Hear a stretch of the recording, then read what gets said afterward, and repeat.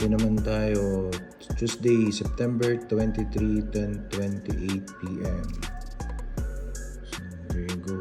So, 94, 18 expenses, 20 ROAS. So, kita naman today, di ba?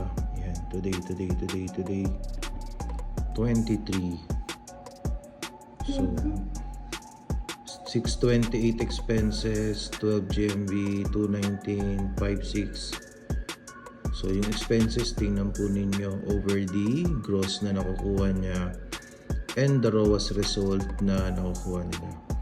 So, this is not just by targeting ROAS, no? So, meron po dyan tinatawag na product build-up, product scaling, ad scaling before na makuha natin yung yung stable na movement nila.